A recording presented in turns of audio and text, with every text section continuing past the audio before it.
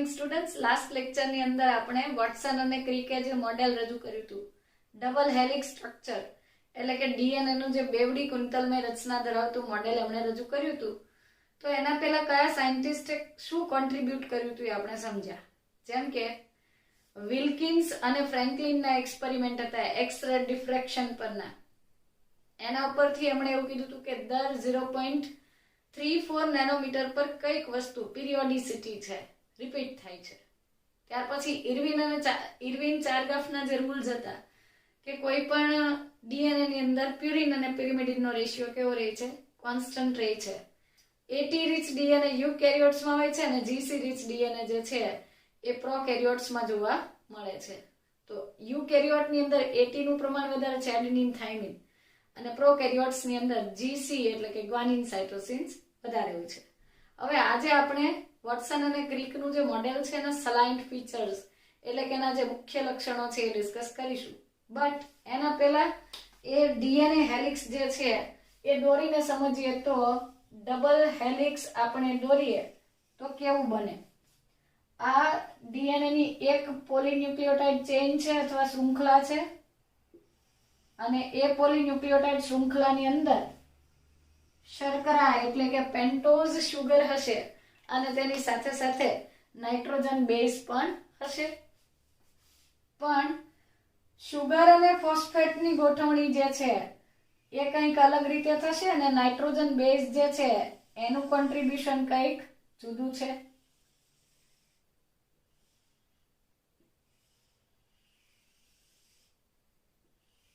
તો આ થઈ ગયું ડબલ હેલિક્સ અથવા વોટસન અને ક્રિકે જે મોડેલ આપ્યું હતું એ મુજબ ડીએનએ નું સ્ટ્રક્ચર. હવે એ સમજાવું કે વોટસન અને ક્રિકનું મોડેલ ની અંદર કયા કયા બાબતોને એને સમાવી હતી એ પહેલા એક વસ્તુ ખાસ નોંધવા જેવી છે કે આ જે હેલિકલ સ્ટ્રક્ચર બને છે, આમ સ્પાઇરલ સ્ટેરકેસ જેવું દેખાતું હતું, તો આ જે ગ્રુવ બને છે એને આપણે કહીશું માઇનર ગ્રુવ. માઇનર ગ્રુવ એટલે કે નાની ખાંચ. અને આના જેવી જ એક ખાંચ અહીંયા પણ જોવા મળે છે, તો આ બીજો એક માઇનર ગ્રુવ. આ એક માઇનર ગ્રુવ છે, આ બીજો માઇનર ગ્રુવ છે કે જ્યાં ડીએનએ ની જે બે પોલીન્યુક્લિયોટાઇડ શૃંખલાઓ છે એ એકબીજાને આ રીતે આમ કોઇલ થતી હોય, વીંટળાતી હોય, અમળાતી હોય એ ભાગ પર બનતા એક ગ્રુવ અથવા ખાંચ છે. હવે આ જે વિસ્તાર વધ્યો છે એ વચ્ચેનો ભાગ છે તેને આપણે કહીએ છીએ મેજર ગ્રુવ. અને મેજર ગ્રુવ પર જ્યારે ડીએનએ નું પેકેજિંગ થશે, આપણે આગળના ટોપિકમાં એ પણ સમજીશું કે ડીએનએ ખૂબ જ લાંબુ છે અને કોષ કેન્દ્રનું કદ તો ખૂબ નાનું છે. તો આટલા નાના કોષ કેન્દ્રની અંદર આટલું લાંબુ ડીએનએ કેવી રીતે ભરી શકાય, તો એના માટે પેકેજિંગ સમજીશું. ત્યારે હિસ્ટોનનો ઓક્ટામર આવશે અને હિસ્ટોન ઓક્ટામર જે છે એ મેજર ગ્રુવ પર અહીંયા ગોઠવાય છે. હિસ્ટોન પ્રોટીન જે છે, યુકેરિયોટ્સ ની વાત કરું છું, તો હિસ્ટોન પ્રોટીનના 8 અણુ એટલે હિસ્ટોન ઓક્ટામર જે છે એ મેજર ગ્રુવ સાથે આ જે ગ્રુવ છે એની સાથે જોડાય છે, વીંટળાય છે, અને આવી રીતે પેકેજિંગ થશે. તો આ બે વસ્તુ યાદ રાખવાની છે, માઇનર ગ્રુવ અને મેજર ગ્રુવ. પણ બીજી એ પણ વસ્તુ યાદ રાખવાની છે કે આ માઇનર ગ્રુવ જે છે અને આ બીજો માઇનર ગ્રુવ છે, તો બે કમ્પ્લીટ અથવા તો ક્રમિક જે માઇનર ગ્રુવ્સ વચ્ચેનું ડિસ્ટન્સ છે, the distance between the two adjacent minor grooves is known as pitch of helix. આ બંને વચ્ચેનું ડિસ્ટન્સ છે તેને આપણે હેલિક્સની પીચ કહીશું, એટલે કે પીચ ઓફ હેલિક્સ. પીચ એટલે ક્રિકેટની અંદર પણ પીચ હોય છે ને, કે જ્યાંથી બેટિંગ કરતો હોય અને બોલર હોય એ બંનેની વચ્ચેનું એક પર્ટિક્યુલર ડિસ્ટન્સ છે. સો પીચ ઓફ હેલિક્સ જે છે, હેલિક્સની પીચ અથવા પીચ ઓફ હેલિક્સ જે છે in case of double helical structure this is 34 angstrom. તો એ કેવી રીતે કાઉન્ટ કરીશું, કાં તો તમે બે માઇનર ગ્રુવ્સ લઈ લો અને કાં તો તમે બે મેજર ગ્રુવ્સ લઈ લો. તો મોસ્ટલી માઇનર ગ્રુવ્સ જે છે એને કન્સિડર કરવામાં આવે છે, જ્યારે મેજર ગ્રુવ જે છે એટલે કે જે મોટી ખાંચ છે ત્યાં તો હિસ્ટોન પ્રોટીનનો બનતો ઓક્ટામર જે છે એ ગોઠવાય છે અને ડીએનએ નું પેકેજિંગ છે, જે કોઇલિંગ છે એ આગળ વધશે. Okay fine. ત્યાર પછી આપણે આગળ એ સલાઇન ફીચર્સમાં એ પણ જોઈશું કે there are 10 base pairs in a complete turn, મતલબ કે એક ડીએનએ નું જે કમ્પ્લીટ આ રીતનું આમ ટર્ન પૂરું થાય છે, એક વખતનું જે હમણાંની ઘટના ઘટે છે એમાં 10 બેઝ પેર હોય છે અને 10 બેઝ પેર વચ્ચેનું ડિસ્ટન્સ 34 એંગસ્ટ્રોમ છે. તેની સાથે 10 બેઝ પેર્સ જે છે એની વચ્ચેનો ખૂણો જે છે, એંગલ જે છે, રોટેશન એંગલ જે છે, it is 360 degree. Rotation angle એટલે શું હું તમને સમજાવું કે આ ડીએનએ ની અંદર અહીંયા ધારો કે કોઈ એક બેઝ પેર છે, આના પછી અહીંયા બીજી, ત્રીજી, ચોથી, પાંચમી, તો જુઓ એ થોડી થોડી ખસતી જાય છે અને એનું રોટેશન થાય છે. તો each base pair is rotated to adjacent base pair by 36 degrees. એટલે શું? 10 બેઝ પેર જે છે, 1 2 3 4 5 6, એ તો ધારો કે અહીંયા 10મી છે, અહીંયા પહેલી છે, તો જેવો આનું પ્લેન દેખાય છે એવું જ આનું પ્લેન દેખાય છે. લગભગ આ બંને કેવા દેખાય છે? સરખા દેખાય છે. તો આ બંને વચ્ચે મતલબ કે આ 10 જોડી નાઇટ્રોજન બેઝની કમ્પ્લીટ થાય છે ત્યાં સુધીમાં ડીએનએ ની અંદર 360 ડિગ્રી એટલે કે 360 ડિગ્રીનું રોટેશન થઈ જાય છે. તો 10 બેઝ પેર સુધીમાં 360, તો બે ક્રમિક બેઝ પેર એટલે કે આ એક બેઝ પેર છે અને આ બીજી એક બેઝ પેર છે, તો એ બંને વચ્ચેનો ખૂણો જે છે કેટલો થાય છે? 360 માંથી ડિવાઈડ બાય તમે 10 કરશો તો મળશે 36 ડિગ્રી. સો બે ક્રમિક નાઇટ્રોજન બેઝની જોડ વચ્ચેનો રોટેશન એંગલ કેટલો છે? રોટેશન એંગલ છે 36 એટલે કે 36 ડિગ્રીના ખૂણે એક જે જોડ છે બીજી જોડના 36 ના ખૂણે જે છે રોટેટ થાય છે. બીજી વસ્તુ એ પણ જોવાની છે આપણે કે કેટલીક વખત આપણે આવું દોરી દઈએ છે, દોરી શકાય, એમાં દોરીએ એનો વાંધો નથી, પણ સમજીએ ત્યારે આપણે એવું નથી સમજવાનું કે અહીંયા આ શૃંખલા એકબીજા સાથે આમ અટેચ થઈ ગઈ, અહીંયા ફરી પાછી અટેચ થઈ, અહીંયા પાછી, એવું નથી. આ ખરેખર આ જે ભાગ છે એ તમે આમ 2D અથવા તો 2 ડાયમેન્શનમાં આપણે દોરીએ છે એટલે આવું લાગે છે. ખરેખર તો આ જે શૃંખલા છે એ આમ છે અને આ જે શૃંખલા છે એ આમ છે. મતલબ કે બે શૃંખલાઓ એકબીજાની સાથે પેરેલલી, એન્ટી પેરેલલી આ રીતે આમ રોટેટ થાય છે. એ ક્યારેય એકબીજાની અંદર બાઇન્ડ કરતી નથી અથવા એકબીજાને ઓવરલેપ નથી કરતી, એ એકબીજાને પેરેલલ જાય છે જ્યાં જાય ત્યાં. રાઈટ? સો આ બે બાબતો ખાસ યાદ રાખવાની. મેજર ગ્રુપ પર હિસ્ટોન જોડાવાનું છે. રોટેશન એંગલ 36 ડિગ્રી છે બે ક્રમિક બેઝ પેર વચ્ચેનો, અને ટોટલ 10 બેઝ પેર એટલે કે કમ્પ્લીટ ટર્ન કાઉન્ટ કરીએ તો કેટલું રોટેશન થાય છે? 360 ડિગ્રીનું રોટેશન થાય છે. એટલે આ બેઝ પરથી આ 10મી બેઝ પેર એક્ઝેક્ટ એની સામે સરખા ખૂણા ઉપર જોવા મળે છે. ઓકે, ત્યાર પછી આ વસ્તુ આપણે સલાઇન્ડ ફીચર્સમાં પાછા જોઈશું, પણ મેઇન તો તમારે માઇનર ગ્રુવ અને મેજર ગ્રુવ તેમજ તમને જ્યારે ડાયાગ્રામ આપવામાં આવે છે ત્યારે એના ઉપરના પ્રશ્નો કેવી રીતે આન્સર આપવા એ સમજવાનું હતું. ઓકે, આના પછી એનસીઈઆરટી ની ડાયરેક્ટ લાઈન પર આવીએ તો the base pairing confers a very unique property to the polynucleotide chain. આ વાક્યનો મીનિંગ સમજવાનું છે. The base pairing confers a very unique property to the polynucleotide chains. જે ડીએનએ ની રચના કરતી આ પોલીન્યુક્લિયોટાઇડ શૃંખલાઓ છે એની અંદર બેઝ પેરિંગ થવું, નાઇટ્રોજન બેઝ વચ્ચે જે જોડી બને છે એડેનિન, થાઇમિન, ગ્વાનિન, સાઇટોસિન, આ જે બેઝ પેરિંગ છે it is a very unique property and it confers a very unique property to the polynucleotide chains. આપણે પ્રોટીન બનાવ્યા હતા, લિપિડના સ્ટ્રક્ચર બાયોમોલેક્યુલ્સમાં જોયા, શુગર્સના સ્ટ્રક્ચર્સ જોયા, બટ એની અંદર આ રીતે આવું કોઈ પેરિંગ નહોતું. અહીંયા જે પેરિંગ થાય છે it is a very unique characteristic or property of the polynucleotide chain. તો પોલીન્યુક્લિયોટાઇડ શૃંખલા જે છે એને આ એક અજોડ લાક્ષણિકતા મળે છે. બીજી વસ્તુ કે the two chains are the two polynucleotide chains are said to be complementary to each other. એટલે શું?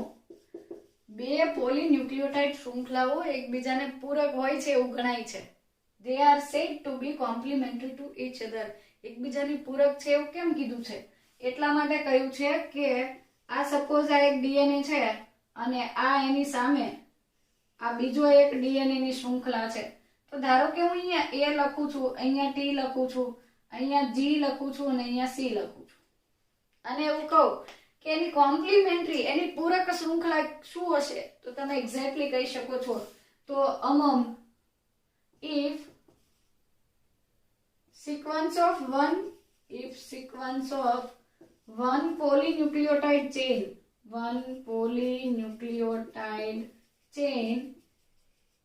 is known, then the sequence of other polynucleotide chain can be predicted. એક શૃંખલા ઉપરનો ક્રમ તમે જાણતા હો તો તમે બીજી શૃંખલા ઉપરનો ક્રમ શું કરી શકો છો? પ્રિડિક્ટ કરી શકો છો, ધારી શકો છો અને એક્ઝેક્ટલી કહી શકો છો કે આની સામે આ જ હશે. જુઓ, દાખલા તરીકે એ ટી જી સી છે તો આ શૃંખલાની એક્ઝેક્ટ સામે એની સામે શું હશે? ટી હશે, ટી ની સામે એ, જી ની સામે સી અને સી ની સામે જી હશે. બરાબર? તો આ રીતે કોમ્પ્લિમેન્ટરી અથવા પૂરક રચનાના લીધે આપણે ડીએનએ વિશેની કેટલીક માહિતીઓ જે છે અથવા તો જે પોલીન્યુક્લિયોટાઇડ શૃંખલા છે એના વિશેની માહિતી તમે પ્રિડિક્ટ કરી શકો છો, સજેસ્ટ કરી શકો છો. અને એની સાથે સલાઇન ફીચર્સ ની પહેલા એમણે એમ પણ આપ્યું છે કે ધારો કે એક પેરેન્ટલ ડીએનએ હું લઈ લઉં. પેરેન્ટલ ડીએનએ જે છે આ પેરેન્ટલ ડીએનએ ઉપરનો ક્રમ હું લખું છું કે અહીંયા એ ટી જી સી, તો એની સામે ટી એ સી જી આવો ક્રમ છે. હવે આવું આમ ગૂંચળું ના લખવું હોય તો હું આમ લખી દઉં છું કે ટી એ જી સી આ એક શૃંખલા છે અને એની સામેની શૃંખલા છે એ તમે જોયા વગર એ લખી શકશો કે એ ટી જી સી અને જી.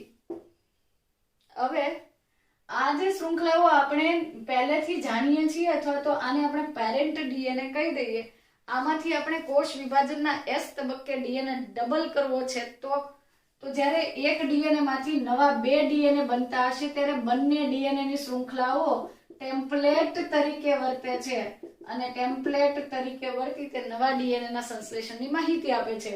ચાલો તો આને હું ટેમ્પલેટ ગણી લઉં તો ટી ની સામે શું આવશે? એ ની સામે આવશે ટી, જી ની સામે આવશે સી અને સી ની સામે આવશે જી. સેમ વસ્તુ આને અગર હું ટેમ્પલેટ લઈ લઉં તો એની સામે ટી, ટી ની સામે એ, સી ની સામે જી અને સી. હવે તમે કહેશો આ તો બધાને ખબર છે. એક્ઝેક્ટલી આપણે જાણીએ છીએ કે જ્યારે પેરેન્ટ ડીએનએ ની અંદર સ્વયંજનન થઈને ડબલ થશે ડીએનએ ત્યારે બંને શૃંખલાઓ ટેમ્પલેટ તરીકે વર્તીને નવા બે ડીએનએ બનાવે. આ પેરેન્ટલ ડીએનએ અને આ ડોટર ડીએનએ, આ પિતૃ ડીએનએ અને આ બાળ ડીએનએ જ્યારે બને છે ત્યારે સર્જાતા બંને ડીએનએ કોપી ટુ કોપી જે પિતૃ ડીએનએ છે એના જેવા જ છે. એમાં કોઈ વધારે ફરક પડી જતો નથી. બિલકુલ સેમ ટુ સેમ. પહેલી બેઝ પેર એ ટી હતી તો અહીંયા પણ પહેલી બેઝ પેર એ ટી જ છે. બીજી બેઝ પેર અહીંયા એ ટી હતી, મતલબ અહીંયા ટી હતું તો અહીંયા ટી એન બદલે મેં એ ટી લખ્યું છે. ઓકે, આ શૃંખલાને તમે અહીંથી વાંચો તો આ A T, T A, C G, G C. હવે ઊંધી વાંચો તો ટી એ જી સી. આ રીતે તમે એક શૃંખલા ઉપરથી બીજી શૃંખલા લખી શકો છો. હવે આ રીતે કોમ્પ્લિમેન્ટરી જે સ્ટ્રેન્ડ્સ બને છે અથવા ડીએનએ ની આ પૂરક શૃંખલાઓ છે એના આધારે આપણે આખું સ્વયંજનન સમજવાના છીએ, જે મેસેલ્સન અને સ્ટાહલ નામના વૈજ્ઞાનિકે સમજાવ્યું છે. તો એ પછી સમજીશું. એના પહેલા આપણે ડીએનએ ના ડબલ હેલિકલ સ્ટ્રક્ચરના સલાઇન્ડ ફીચર્સ અથવા તો એના મુખ્ય લક્ષણો જે છે એની વિશેષતાઓ જે છે એ લખીએ તો વોટસન અને ક્રિકના મોડેલ અનુસાર ડીએનએ ની જે લાક્ષણિકતાઓ છે એ સમજીએ તો પહેલું લખ્યું છે કે polynucleotide chains, it is made up of 2 two polynucleotide chains. Two polynucleotide chains. मतलब के DNA. It is made up of. मतलब DNA is made up of two polynucleotide chains, among which on these polynucleotide chains, phosphate and sugar and phosphate form the backbone of the DNA, whereas the bases are projected inside. એટલે શું? આ બે પોલીન્યુક્લિયોટાઇડ શૃંખલાથી બનેલું જે double helix છે અથવા double helical structure છે એને સમજાવવા માટે આ બધી દરખાસ્ત લખી હતી વોટસન અને ક્રિકે. એમણે પહેલી દરખાસ્ત આ લખી કે ડીએનએ જે છે બે પોલીન્યુક્લિયોટાઇડ શૃંખલાથી બનેલું છે અને એની અંદર શુગર ફોસ્ફેટ જે છે બેકબોન બનાવે છે. મતલબ કે અહીંયા આ એક શર્કરા, બીજી શર્કરા, ત્રીજી શર્કરા, ચોથી, ઓકે, આ 1 2 3 ને એક અહીંયા 4. આ શર્કરા છે, આ એનો ફોસ્ફેટ, આ ફોસ્ફેટ, અહીંયા બીજો શર્કરા અને ફોસ્ફેટ જે છે પોલીન્યુક્લિયોટાઇડ શૃંખલાનું બેકબોન છે. જેમ તમારું કરોડરજ્જુ તમને સ્ટ્રાઇટ રાખે છે એમાં શર્કરા અને ફોસ્ફેટના એકમો જે તે ડીએનએ ની શૃંખલાનો પર્ટિક્યુલર જે ઢાંચો અથવા એનું જે આખું સ્કેલેટન અથવા એનું જે બંધારણ છે એ નક્કી કરે છે. જ્યારે અહીંયા ધારો કે એ છે, ઓકે, સેમ વસ્તુ અહીંયા મેં શુગર ફોસ્ફેટ લીધો તો આ શૃંખલા ઉપર પણ શુગર ફોસ્ફેટ હશે. તો શુગર ફોસ્ફેટ છે, હવે આ એ છે તો એની સામે અહીંયા ટી હશે, આ જી છે તો એની સામે અહીંયા સી હશે, સી છે તો અહીંયા જી હશે અને એ છે તો અહીંયા ટી હશે. સેમ વસ્તુ, મતલબ કે સામ સામેની બે શૃંખલાઓ ઉપર શુગર અને ફોસ્ફેટ બેકબોન બનાવે છે અને નાઇટ્રોજન બેઝ જે છે અંદર ગોઠવાય છે. ફોસ્ફરસ અથવા ફોસ્ફેટ બહાર રહે છે અને નાઇટ્રોજન બેઝ અંદર રહે છે અને આ એક હેલિકલ સ્ટ્રક્ચર અથવા નિસરણી જેવી રચના જે છે એ થશે. તો આ પહેલું પ્રિપોઝિશન હતું. સેકન્ડ એનું જે પ્રપોઝિશન અથવા તો એનું જે દરખાસ્ત હતી એ એવી હતી કે the two polynucleotide chains are or they have anti-parallel polarity. મતલબ કે આ બે પોલીન્યુક્લિયોટાઇડ શૃંખલાઓ જે છે એને એન્ટી પેરેલલ પોલારિટી છે. એનો મતલબ શું? એન્ટી પેરેલલ પોલારિટી એટલે પ્રતિ સમાંતર ગોઠવાય છે એકબીજાને સમાંતર, પણ સમાંતર એટલે આ સમાંતર કહેવાય. આ બે પોલીન્યુક્લિયોટાઇડ ચેઇન છે તો સમાંતર, પણ આ રીતે ગોઠવાય તો પ્રતિ સમાંતર. આ પ્રતિ સમાંતરે ગોઠવાની છે એટલે કે આ એનો 5th અથવા 5 પ્રાઇમ લઈ લઈએ આ બ્લેક કલરની ચેઇનનો, તો એનો આ 3 પ્રાઇમ અહીંયા કમ્પ્લીટ થયો અને આ જે રેડ કલરની છે એનો 5 પ્રાઇમ ની સામે અહીંયા 3 પ્રાઇમ અને આ 3 પ્રાઇમ ની સામે અહીંયા 5 પ્રાઇમ. મતલબ કે બંનેના 5 પ્રાઇમ 5 પ્રાઇમ 3 પ્રાઇમ 3 પ્રાઇમ એકબીજાની સામસામે ગોઠવાય એવું ક્યારેય થતું નથી. એન્ટી પેરેલલ થાય છે. સો એન્ટી પેરેલલ મતલબ કે ફર્સ્ટ ન્યુક્લિયોટાઇડ ચેઇન પર તમે પોલારિટી લઈ લો છો 5 પ્રાઇમ ટુ 3 પ્રાઇમ, તો સેકન્ડ અથવા એની સામેની જે શૃંખલા હશે એના પર એનાથી વિરુદ્ધ પોલારિટી છે, વિરુદ્ધ એની ધ્રુવતા છે, એટલે કે 3 પ્રાઇમ ટુ 5 પ્રાઇમ. મતલબ બંને એકબીજાની ઉલટી ગોઠવાય છે, સમાંતર ગોઠવાય છે, પરંતુ કેવી? વિરુદ્ધ દિશાએ. એટલા માટે શબ્દ લીધો છે એન્ટી પેરેલિઝમ. એન્ટી પેરેલલ એની પોલારિટી જે છે એ જોવા મળે છે. તો આ ડાયરેક્ટ પૂછાતો પ્રશ્ન છે કે શુગર ફોસ્ફેટ જે છે એ બેકબોન બનાવે છે અને બેઝ જે છે અંદરની તરફ ગોઠવાય છે, એન્ટી પેરેલલ પોલારિટી છે. અને ત્રીજું અને બહુ અગત્યનું પાસું એટલે થર્ડ જે પ્રપોઝિશન હતું એમાં એમણે એવું લખ્યું છે કે the bases of two polynucleotide chains are paired through hydrogen bonds, forming base pairs on the double helix. Forming base pairs એટલે શું? એટલે કે બે અલગ અલગ આ બે પોલીન્યુક્લિયોટાઇડ શૃંખલા પરના જે એડેનિન થાઇમિન, સોરી અંદરની તરફ લખી દો એડેનિન થાઇમિન, તો આ બંને વચ્ચે હાઇડ્રોજન બંધ છે. ગ્વાનિન સાઇટોસિન, તો એની વચ્ચે પણ હાઇડ્રોજન બંધ છે. પણ આપણે જાણીએ છીએ, આપણે બાયોમોલેક્યુલ્સમાં પણ આ વસ્તુ ભણી ગયા છીએ કે એડેનિન અને થાઇમિન વચ્ચે 2 હાઇડ્રોજન બોન્ડ હોય છે, જ્યારે ગ્વાનિન અને સાઇટોસિન વચ્ચે 3 હાઇડ્રોજન બંધ જે છે એ જોવા મળે છે. અને એના કારણે આ ડીએનએ નું જે હેલિકલ સ્ટ્રક્ચર બને છે એમાં 2 પોલીન્યુક્લિયોટાઇડ વચ્ચેનું ડિસ્ટન્સ ઓલવેઝ યુનિફોર્મ રહે છે, એટલે કે એક સરખું જળવાય છે. એકવાર બહુ વધી ગયું, એકવાર એકદમ નજીક આવી ગઈ એવું થતું નથી. તો due to presence of hydrogen bond, the distance between the two polynucleotide chains is maintained approximately uniform or constant. તો પાછું યાદ કરીએ કે એડેનિન થાઇમિન વચ્ચે ડબલ બોન્ડ છે, ગ્વાનિન સાઇટોસિન વચ્ચે ટ્રિપલ બોન્ડ છે, and as a result always a purine comes opposite to the pyrimidine. આ ખાસ યાદ રાખવાનું છે. બેઝ પેરિંગની ઘટનાના કારણે આ એકદમ હોલમાર્ક છે, અજોડ લક્ષણ છે એવું વારંવાર આપણે કહીએ છીએ, એટલા માટે કે બેઝ પેરિંગ બને છે ત્યારે એક પ્યુરિનની સામે બીજો પિરિમિડિન જ ગોઠવાય. એવું નથી થતું કે એક પ્યુરિનની સામે બીજો પ્યુરિન, એક પિરિમિડિનની સામે બીજો પિરિમિડિન, એમ નહીં, એક પ્યુરિન અને એક પિરિમિડિન આ રીતે જ ગોઠવણી થાય છે. અને જેના કારણે the distance between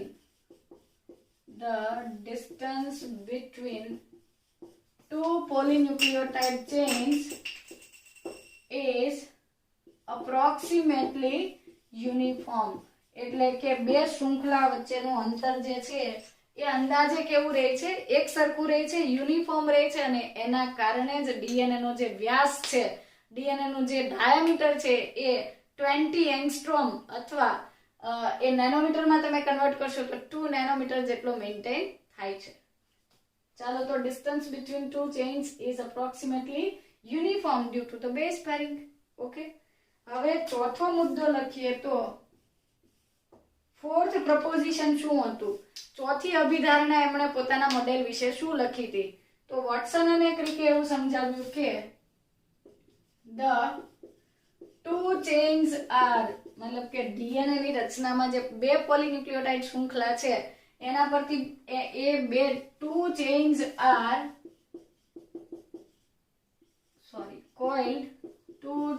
are coiled with each other in a right-handed fashion. Right-handed fashion, that means કે 2 પોલીન્યુક્લિયોટાઇડ શૃંખલા એકબીજા સાથે અમળાય છે, પણ જમણી બાજુ અમળાય છે, એટલે કે આમ જાય છે, આમ ઉલટી નથી જતી. સો જમણી બાજુ જે છે રાઈટ હેન્ડેડ ફેશનમાં એ એકબીજા સાથે કોઇલ થાય છે. અને એ કોઇલિંગ થવાના લીધે એ પણ લખ્યું છે કે the pitch of helix in double stranded DNA, the pitch of helix in double stranded model is 34 angstrom. 34 angstrom જેટલું છે પીચ. એટલે મેં સમજાવ્યું આગળ કે 2 માઇનર ગ્રુવ વચ્ચેનું ડિસ્ટન્સ, અથવા 2 મેજર ગ્રુવ્સ, અથવા એવું લઈ શકીએ કે there are roughly, જો એનસીઈઆરટી ની દરેક line to line, word to word આપણે યાદ રાખવાનું છે, દરેક શબ્દમાંથી પ્રશ્ન લેશે એ લોકો. there are roughly 10 base pairs in a complete turn. એક કમ્પ્લીટ ટર્ન પૂરું થાય છે ત્યારે એની અંદર 10 જોડી આવે છે, અને 10 જોડીની સામે કેટલું હેલિક્સ નું ડિસ્ટન્સ કેટલું છે? 34 એંગસ્ટ્રોમ છે. સો આપણે એને નેનોમીટરમાં કન્વર્ટ કરીએ તો 3.4 નેનોમીટર્સ થાય. પણ એ તો તમને બહુ ઇઝીલી આવડે છે, ફિઝિક્સમાં તમે એકમ અને માપન પદ્ધતિઓ ભણો છો, રાઈટ ને? સો અહીંયા હું હેલિક્સની પીચ જે છે 34 એંગસ્ટ્રોમ લઈ લઉં છું, બેઝ પેર 10 લઈ લઉં છું, તો 34 divide by 10 equals to 3.4 angstrom. આ શું મળી ગયું? 2 એડજસન્ટ બેઝ પેર વચ્ચેનું ડિસ્ટન્સ, એટલે કે 2 ક્રમિક ન્યુક્લિયોટાઇડની શૃંખલા વચ્ચેનું અંતર કેટલું છે? 3.4 એંગસ્ટ્રોમ. સોરી, 2 કમ્પ્લીટ ન્યુક્લિયોટાઇડની શૃંખલા નહીં, 2 એડજસન્ટ નાઇટ્રોજન બેઝની જોડ, ન્યુક્લિયોટાઇડ્સ થી બનતી જે નાઇટ્રોજન બેઝની જોડ છે એ ક્રમિક જોડ વચ્ચેનું ડિસ્ટન્સ છે 3.4 એંગસ્ટ્રોમ. એટલે કે 0.34 નેનોમીટર જેટલું ડિસ્ટન્સ છે ને. આ વસ્તુ તો પેલા એક્સરે ડિફ્રેક્શન વાળા એક્સપેરિમેન્ટ પરથી વિલ્કિન્સ અને ફ્રેન્કલિને કીધું જ હતું કે દર 0.34 નેનોમીટર અથવા 3.4 એંગસ્ટ્રોમે દરેક વખતે કંઈક ને કંઈક વસ્તુ રિપીટ થાય છે, પીરિયોડિસિટી છે. પણ એ શું હતું? એ નાઇટ્રોજન બેઝની જોડ હતી અને એના લીધે એ એક્સરે ડિફ્રેક્શન ની અંદર જ્યારે પેલી એની એક્સરે ની ફિલ્મ અથવા શીટ ડેવલપ થતી હતી ત્યારે એનો અપિયરન્સ કંઈક જુદો આવતો હતો અને દરેક 3.4 એંગસ્ટ્રોમે કંઈક પીરિયોડિસિટી અથવા કંઈક રિપીટેશન મળતું હતું. તો આ બાબતના આ નોલેજનો ઉપયોગ કરી અને વોટસન અને ક્રિકે આ મોડેલ જે છે સિમ્પલ મોડેલ આપ્યું અને પછી તો એ સર્વસ્વીકૃત બન્યું, બધાએ એને વાઇડલી એક્સેપ્ટ કર્યું. સો જે ચેન્જ જે છે રાઈટ હેન્ડેડ કોઇલિંગ બતાવે છે. આપણે જે વોટસન અને ક્રિકનું મોડેલ ડિસ્કસ કરી રહ્યા છીએ બી ડીએનએ છે. એકચ્યુઅલી 5 ટાઈપના ડીએનએ છે, A B C D Z. A DNA, B DNA, C DNA, D DNA. A B C D 4 DNA છે, બધા રાઈટ હેન્ડેડ જ છે, સિવાય કે Z ડીએનએ. Z ડીએનએ એકદમ ઝિગઝેગ પેટર્નમાં ગોઠવાય છે અને એનું કોઇલિંગ જે છે લેફ્ટ હેન્ડેડ છે. તો એ ખાસ યાદ રાખવાનું કે વોટસન અને ક્રિકે આપેલું મોડેલ હતું એમાં ડીએનએ નું કોઇલિંગ રાઈટ હેન્ડેડ હતું. પીચ જે છે પીચ ઓફ હેલિક્સ હતી 34 એંગસ્ટ્રોમ અથવા 3.4 નેનોમીટર અને રફલી એની અંદર 10 બેઝ પેર કાઉન્ટ કરીએ તો બે એડજસન્ટ ન્યુક્લિયોટાઇડની જોડ વચ્ચેનું અંતર હતું 0.34 નેનોમીટર અથવા 3.4 એંગસ્ટ્રોમ. આ રીતે ડબલ હેલિક્સ જે છે એની અભિધારણાઓ જે છે એમાં સૌથી અગત્યની અભિધારણા આપણે પૂરી કરીને એના પછી હજુ વધારે એક અગત્યની અભિધારણા અથવા પ્રપોઝિશન લઈએ તો આ દરખાસ્ત મુજબ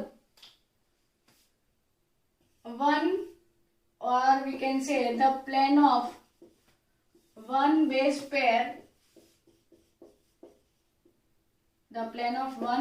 pair stacks over the other in double helix. એટલે શું? બહુ સિમ્પલ વસ્તુ છે. The plane of one base pair stacks over the other in double helix. મતલબ કે આ ડબલ હેલિક્સ સ્ટ્રક્ચર ની અંદર એક બેઝ પેર નું પ્લેન જે છે સમતલ છે એ બીજી બેઝ પેર ઉપર શું થાય છે? સ્ટેક થાય છે, થોડી થપ્પી જેવી રચના બનાવે છે and that provides a stability. મતલબ કે એના કારણે ડીએનએ જે છે એને સ્ટેબિલિટી મળે છે. તો એનસીઆરટી માં એક પ્રશ્ન પણ પૂછ્યો છે કે કેમ ડીએનએ ની અંદર આટલી બધી સ્ટેબિલિટી છે એવું આપણને લાગે છે નહીં, ખરેખર DNA is very stable and that's why it is present as a genetic material in large populations of different species.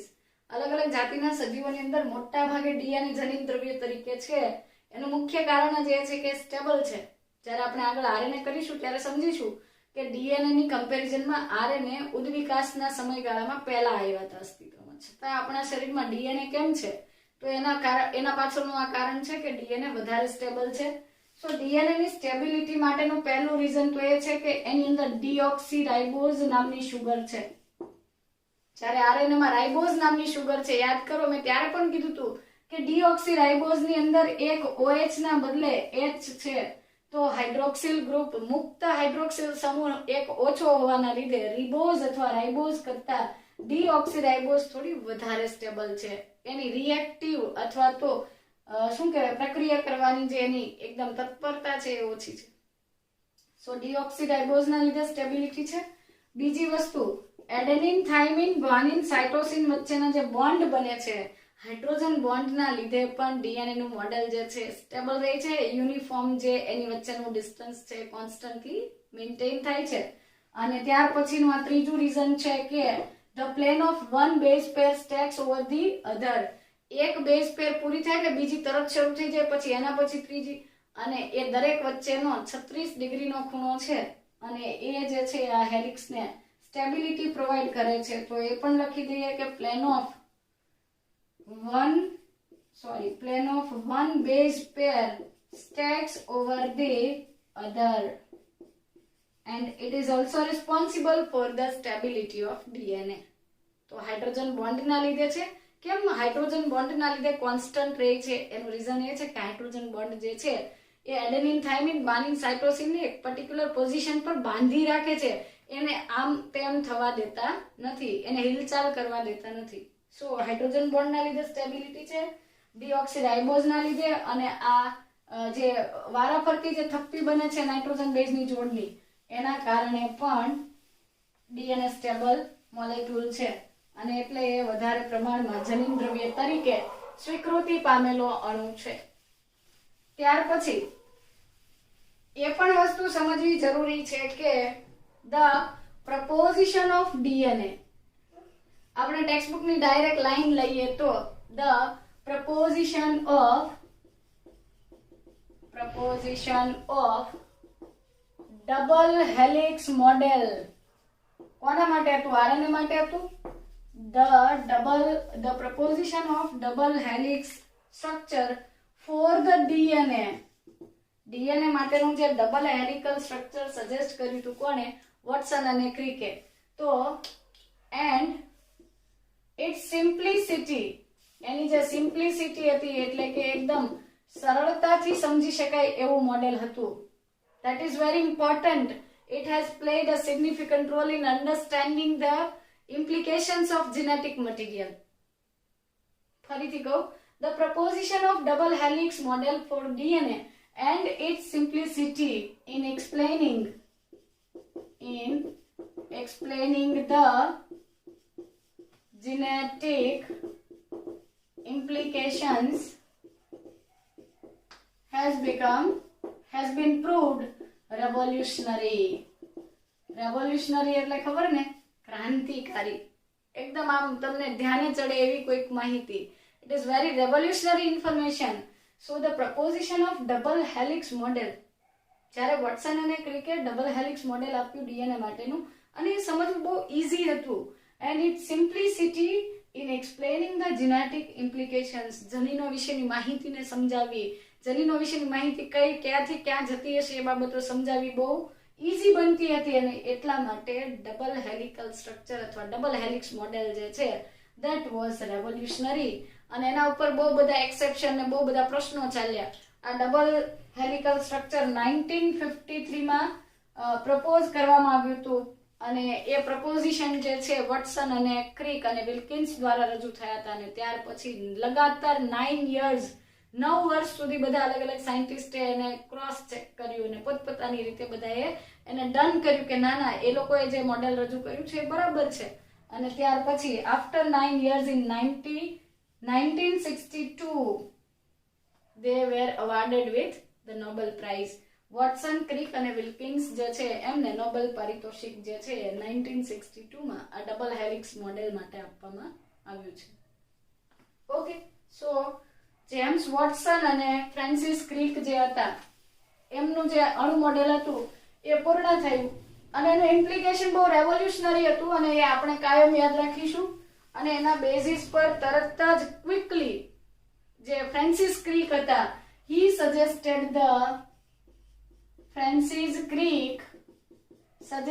the mechanism of central dogma.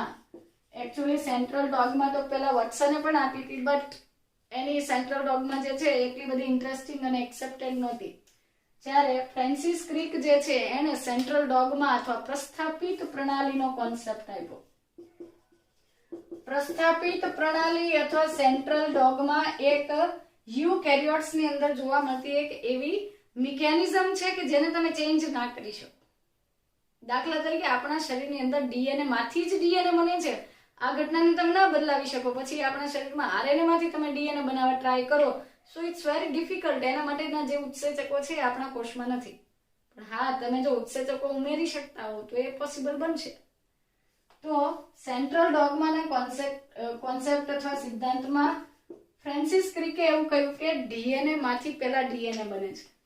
So DNA માંથી ડીએનએ બનવાની જે પ્રોસેસ છે એ પ્રોકેરિયોટ્સ અને યુકેરિયોટ્સ બંનેમાં થાય છે, પણ આપણે યુકેરિયોટ્સ ની વાત કરી રહ્યા છીએ કે જેમાં મોટા ભાગના સજીવોની અંદર આ પદ્ધતિ છે કે જેમાં પહેલા ડીએનએ માંથી ડીએનએ થાય એટલે કે ડબલ થાય ડીએનએ. આ ઘટનાને કહેવાય રેપ્લિકેશન એટલે કે સ્વયંજનન. ડીએનએ માંથી ડીએનએ બનવાની ઘટના એ સ્વયંજનન છે. ત્યાર પછી હવે અગત્યનો પોઈન્ટ છે કે ફ્રાન્સિસ ક્રિકે એવું કહ્યું કે આપણા કોષમાં ડીએનએ ઉપર જે માહિતી છે એ ડાયરેક્ટ પ્રોટીનમાં કન્વર્ટ નથી થતી, એ પહેલા મેસેન્જર આરએનએ અથવા રાઇબોસોમલ આરએનએ અથવા ટ્રાન્સફર આરએનએ કોઈ પણ પ્રકારના આરએનએ માં કન્વર્ટ થાય છે. સો ડીએનએ માંથી આરએનએ ઉપર પહેલા માહિતી જાય છે. આ જેનેટિક ઇન્ફોર્મેશન ડીએનએ પરથી મેસેન્જર આરએનએ અથવા તો કોઈ પણ આરએનએ પર ટ્રાન્સફર થાય છે અને એ પ્રોસેસને એને કહ્યું છે ટ્રાન્સક્રિપ્શન, પ્રત્યાંકન. અને આ પ્રત્યાંકન થવા માટેનો મુખ્ય ઉત્સેચક છે ટ્રાન્સક્રિપ્ટેઝ, જે આપણે આગળ ટ્રાન્સક્રિપ્શન વાળા ટોપિકમાં જોઈશું. સો ટ્રાન્સક્રિપ્શનની પ્રોસેસ જે છે ટ્રાન્સક્રિપ્ટેઝ ઉત્સેચક વડે થાય છે. ટ્રાન્સક્રિપ્ટેઝ. ઓકે, સો અહીંયા મેસેન્જર આરએનએ માં તમે સરળતાથી સમજો એટલે લખ્યું છે, બાકી ટીઆરએનએ બને તો પણ ટ્રાન્સક્રિપ્શન જ કહેવાય. Okay fine. ત્યાર પછી મેસેન્જર આરએનએ બની ગયા પછી તેમાંથી પ્રોટીન બને છે અને આ ડિટેલ્સ લખીને મોકલાવી હતી ડીએનએ એને કોડોન્સના સ્વરૂપમાં મોકલી હતી કોષરસમાં અને ત્યાં એનું ભાષાંતર એટલે કે ટ્રાન્સલેશન થાય છે. સો આ ત્રણે ત્રણ ટ્રાન્સલેશન. ઓકે, ત્રણ મુખ્ય પ્રક્રિયાઓ છે ને એ ત્રણ પદ્ધતિ અથવા એ પ્રક્રિયાઓ જે છે એ જ આપણે સમજવાના છીએ. રેપ્લિકેશન અથવા સ્વયંજનન એટલે ડીએનએ માંથી ડીએનએ બનવું. જેવો ડીએનએ ઉપર કંઈક ડિટેલ્સ હતી એ આરએનએ ઉપર ગઈ એટલે પદ્ધતિ અથવા એ પ્રોસેસને આપણે કહી દીધી ટ્રાન્સક્રિપ્શન અથવા પ્રત્યાંકન અથવા અનુલેખન, અને એના માટેનો ઉત્સેચક છે ટ્રાન્સક્રિપ્ટેઝ. આરએનએ ઉપર આવેલી ડીએનએ આપેલી જે માહિતી હતી, ઇન્ફોર્મેશન હતી, એને આરએનએ વડે કન્વર્ટ કરવામાં આવી પ્રોટીન્સમાં, એટલે કે એમાંથી પ્રોટીન સિન્થેસિસ થયું. અને આ રીતે ક્રિકના મત મુજબ મોટા ભાગના સજીવોમાં પહેલા ડીએનએ માંથી આરએનએ બને છે, આરએનએ માંથી પ્રોટીન બને છે. અને એમણે એ પણ કીધું કે ડીએનએ ભલે ગમે એટલો એડવાન્સ છે, ડીએનએ ભલે સ્ટેબલ છે, બટ પોતાના જીન્સ એક્સપ્રેસ કરવા માટે પોતે કેવું પ્રોટીન બનાવવું છે એ બનાવવા માટે ડીએનએ ડાયરેક્ટ નથી બનાવી શકતો. It needs a help of RNA, અને એને આરએનએ ની મદદની જરૂર પડે છે. ને એટલા માટે આપણા કોષમાં બહુ બધા પ્રકારના આરએનએ, ત્રણ પ્રકારના આરએનએ બહુ બધી ક્વોન્ટિટીમાં જોવા મળે છે. તો એ તમે આગળ ભણશો. સો ત્રણ પ્રોસેસ થઈ, સ્વયંજનન એટલે કે રેપ્લિકેશન, ટ્રાન્સક્રિપ્શન અને ટ્રાન્સલેશન, જે આપણે આગળ ડિટેલમાં ભણવાના છીએ. પણ એનસીઈઆરટી માં એક પ્રશ્ન છે કે આ પ્રસ્થાપિત પ્રણાલી કરતા કેટલાક સજીવો એવા પણ છે કે જેમાં આ પ્રોસેસ કરતા થોડીક ઊંધી અથવા થોડીક ઉલટી પ્રોસેસ છે, રિવર્સ મિકેનિઝમ છે. તો એ સમજી લઈએ. જે એચ ટેમિન અને ડી બાલ્ટીમોર નામના સાયન્ટિસ્ટે આપી હતી. એચ ટેમિન અને બાલ્ટીમોર નામના સાયન્ટિસ્ટે પ્રસ્થાપિત પ્રણાલીની ઓપોઝિટ પરિસ્થિતિ સમજાવી કે એચઆઈવી અને ટોબેકો મોઝેઇક વાયરસ જે છે એ રિટ્રોવાયરસ છે. રિટ્રોવાયરસ એવા વાયરસીસ છે કે જેની અંદર આરએનએ જીનેટિક મટીરિયલ છે, તો તેઓ આરએનએ જનીન દ્રવ્ય તરીકે ધરાવે છે. આવા રિટ્રોવાયરસ જ્યારે આપણા શરીરના મેક્રોફેજમાં દાખલ થાય છે ત્યારે પોતાનું આરએનએ શું કરે છે? મુક્ત કરે છે. પહેલા તો આ આરએનએ માંથી તેઓ ડીએનએ બનાવે છે. ઉલટું થયું. જુઓ, આપણે શું કીધું હતું? ડીએનએ માંથી આરએનએ બને, પણ રિટ્રોવાયરસ ની અંદર ડીએનએ પરની માહિતી આરએનએ પરની માહિતી જે છે એ ડીએનએ માં કન્વર્ટ થાય છે. તો આ મિકેનિઝમને આપણે પ્રતિપ્રસ્થાપિત પ્રણાલી અથવા રિવર્સ સેન્ટ્રલ ડોગમા કહીશું. આરએનએ ઉપરની જે જનીનિક માહિતી હતી એ પહેલા કન્વર્ટ થઈ વાયરલ ડીએનએ, વીડીએનએ. વાયરલ ડીએનએ બને છે. આ આરએનએ ઉપર જેવી ડિટેલ્સ હતી એનો વાયરલ ડીએનએ બને છે. ત્યાર પછી આ વાયરલ ડીએનએ આપણા જીનોમિક ડીએનએ સાથે જોડાઈ જાય છે, એટલે કે તે હોસ્ટના ડીએનએ સાથે અટેચ થાય છે અને બસ પછી પાછો વાયરલ મેસેન્જર આરએનએ અને પછી પ્રોટીન બને છે. તો બાકીની મિકેનિઝમ પહેલામાં હતી એવી જ બને છે, પણ પહેલું સ્ટેપ ચેન્જ થાય છે કે આરએનએ માંથી વાયરલ ડીએનએ બને છે. પછી એ વાયરલ ડીએનએ આપણા જીનોમિક ડીએનએ સાથે અટેચ થાય અને આપણા ડીએનએ નું જ્યારે ટ્રાન્સક્રિપ્શન થતું હોય ત્યારે એ ડીએનએ પણ ટ્રાન્સક્રાઇબ થાય છે અને એમાંથી બનતું જે પ્રોટીન છે એ આપણી અંદર કોઈક બીમારી સર્જે છે અથવા કોઈક ખામી જે છે પ્રેરે છે. જેમ કે આપણી અંદર એચઆઈવી એટલે કે હ્યુમન ઇમ્યુનોડેફિશિયન્સી વાયરસ જે છે દાખલ થવાથી એ આવી જ રીતે કરે છે. આપણા મેક્રોફેજીસ ની અંદર આરએનએ માંથી વાયરલ ડીએનએ આપણા ડીએનએ સાથે જોડી દે અને પછી મેક્રોફેજ જે છે આવા વાયરસ બનાવતી ફેક્ટરીમાં કન્વર્ટ થઈ જાય છે. તો આ આરએનએ પરથી ડીએનએ જે ડિટેલ ગઈ, આ ઘટનાને આપણે કહીશું રિવર્સ ટ્રાન્સક્રિપ્શન. અને આ આખી જે મિકેનિઝમ છે એને આપણે કહીશું reverse central dogma. Reverse central dogma. Central ડોગમામાં તો સીધું હતું કે ડીએનએ પરથી આરએનએ, આરએનએ પરથી પ્રોટીન. આમાં ઉલટું છે, આરએનએ પરથી ડીએનએ, ફરી પાછો ડીએનએ માંથી આરએનએ, પછી પ્રોટીન. મતલબ કે એક સ્ટેપ વધી ગયું ને અહીંયા રિવર્સ ટ્રાન્સક્રિપ્શનની પ્રોસેસ માટે એક એક્સ્ટ્રા ઉત્સેચક છે જેને કહીશું આપણે રિવર્સ ટ્રાન્સક્રિપ્ટેઝ. રિવર્સ ટ્રાન્સક્રિપ્ટેઝ ઉત્સેચકથી આરએનએ જે છે વાયરલ ડીએનએ માં ફેરવાય છે અને બસ બાકીની પ્રોસેસ થાય છે. પણ ફરક એટલો છે કે આ કોષ વાયરલ ડીએનએ માંથી વાયરલ આરએનએ બનાવી ગઈ છે અને વાયરલ આરએનએ બની જવાથી આ કોષની અંદર ઘણા બધા એચઆઈવી ના વાયરસ જે છે એ ક્રિએટ થાય છે, જેના કારણે જે તે વ્યક્તિને એડ્સ નામની બીમારી થાય છે અને એ વ્યક્તિ જે છે એની રોગ પ્રતિકારકતા ધીરે ધીરે ઘટતી જાય છે. સો આ તમે એચઆઈવી વાળી બીમારી ભણ્યા ત્યારે એકવાર ડિસ્કસ કર્યું હશે ને હજી પણ હ્યુમન હેલ્થ અને ડિઝીઝ વાળું આપણે ચેપ્ટર કરીશું ત્યારે ફરી પાછું આ રિવર્સ ટ્રાન્સક્રિપ્શન અથવા તો આ જે રિવર્સ સેન્ટ્રલ ડોગમાં જે એચ ટેમિન અને ડી બાલ્ટીમોર દ્વારા આપવામાં આવી હતી એ ફરી પાછી યાદ કરીશું. રેડી? તો આ થઈ ગયું વોટસન અને ક્રિકનું ડબલ હેલિકલ સ્ટ્રક્ચર, એનું ઇમ્પ્લિકેશન. ત્યાર પછી ક્રિકે આપેલી સિમ્પલ પ્રસ્થાપિત પ્રણાલી એટલે સેન્ટ્રલ ડોગમા, અને ત્યાર પછી એના અકોર્ડિંગ ટેમિન અને બાલ્ટીમોર દ્વારા આપવામાં આવી રિવર્સ ટ્રાન્સક્રિપ્શન દર્શાવતી રિવર્સ સેન્ટ્રલ ડોગમા જે રિટ્રોવાયરસમાં જોવા મળે છે, દાખલા તરીકે એચઆઈવી અને ટોબેકોમોઝેઇક વાયરસ. મતલબમાં જે વાયરસની અંદર આરએનએ જનીન દ્રવ્ય તરીકે વર્તે છે એની અંદર આરએનએ પરથી માહિતી કોઈકવાર ડીએનએ માં જાય છે. અધરવાઇઝ ડાયરેક્ટ પ્રોટીન પણ બની શકે, પણ આ એક્ઝામ્પલ તમારે યાદ રાખવાનું રહેશે.